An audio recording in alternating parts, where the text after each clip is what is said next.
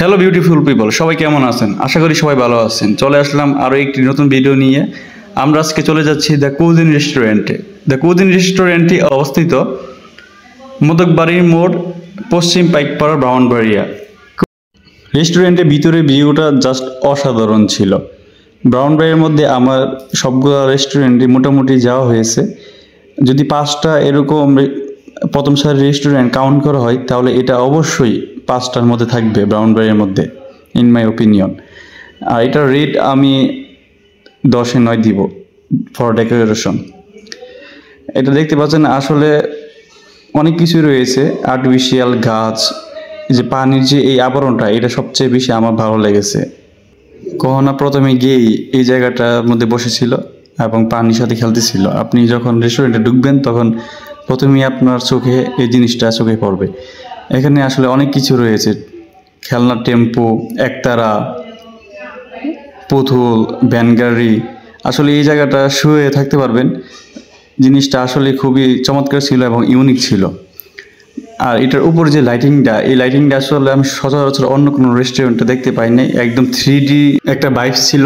আপনি যদি চান রেস্টুরেন্টে একের ভিতরে সব থাকবে তাহলে অবশ্যই আপনার এই রেস্টুরেন্টে যেতে হবে, কারণ এখানে বাচ্চাদের খেলার জন্য চমৎকার একটা প্লেস এইটা।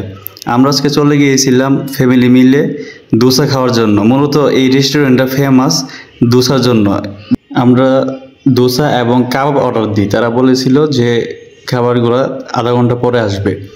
এই জায়গার যে এই একটা বাবুই পাখির বাসা, এটা আসলে খুবই চমৎকার ছিল। আর এখানে লেখা ছিল যে বিয়ে করার উদ্দেশ্য না থাকলে রেস্টুরেন্টে এসে প্রেম করা নিষেধ। এই জিনিসটা, এই মেসেজটা আসলে খুবই একটা ফানি একটা বিষয় ছিল।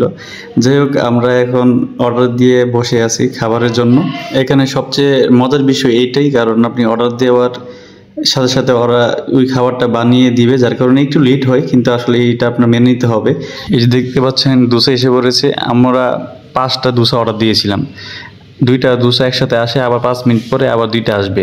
অর্থাৎ আপনি অর্ডার দিলে প্রথমে 2টা করে এরকমভাবে পর্যায়ক্রমে দিবে। আমার কাছে দোসার টেস্টটা আমার কাছে এভারেজ লেগেছে। আমার যদি রেটিং করতে হয় তাহলে সর্বোচ্চ 10-এর মধ্যে 6 দিব। আর এটার প্রাইস ছিল 240 টাকা।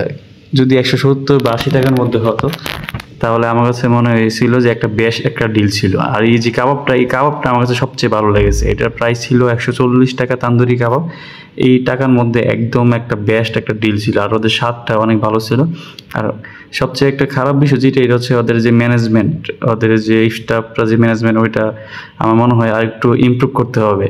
সবগুলা যদি ইমপ্রুভ করা হয় তাহলে আমার কাছে মনে হবে যে এটা একটা ব্রাহ্মণবাড়িয়া শহরের মধ্যে একটা বেস্ট একটা রেস্টুরেন্ট ওরা আমাদেরকে প্রোভাইড করতে পারবে।